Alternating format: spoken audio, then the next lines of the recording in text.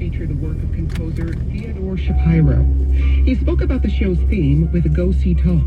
I think that without a doubt, the alternations between consonance and dissonance that make up those four chords somehow speak to the mystery and the puzzle of the landscape of the show.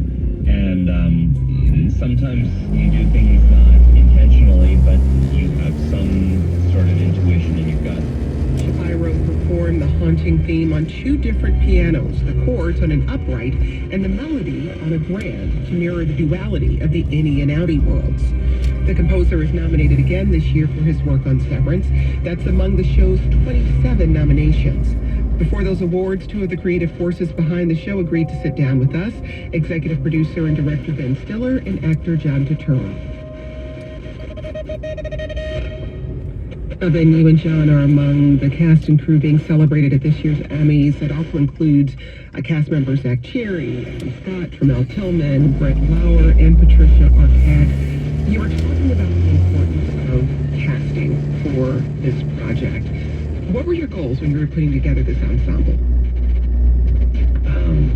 Just get the best actors we could get. I mean, that was, you know, it was so, on the page, it was so clear, the dynamic in this office environment that there were different characters, as John said earlier, that were very well delineated and kind of, in a way, certain sort of office archetypes too, in terms of a workplace story.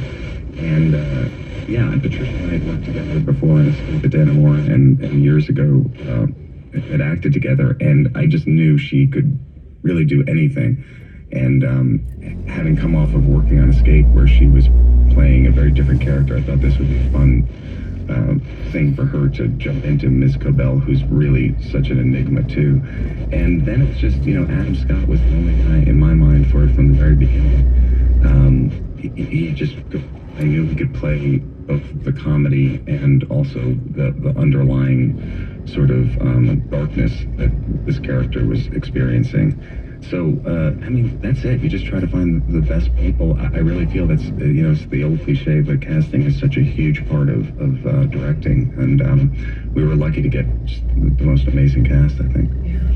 John, I'm curious about the physicality of your character, Irving. It's something that I noted watching the series. When people make that transition down the elevator or up the elevator, there is some camera work there that indicates a shift. But there's also a change in the way these characters physically move through the world. How did you think about the way Irving moves, his posture, the way he walks, the way he interacts with his colleagues on the inside or with other people on the outside? Was that conscious for you? Yeah, I mean, I always think that to work physically, you can trigger a lot of things, and I thought it was from the conversations I had with Dan, where he was coming from, that he was a very disciplined, regimented, person. Maybe on the outside, you see it a more relaxed version of that actually than when he's actually in the office. But that was very. I always think everyone has a center in them. All of us lead, with our forehead, our neck, our chest, or some people stick out their pelvis, it's just years of behavior that you have. So it definitely helps. But I wanted to kind of make that into a reduced, younger state, the third grade version of Irving, and I guess all the characters are sort of in that world. They still have their vocabulary, but yes. Mm-hmm.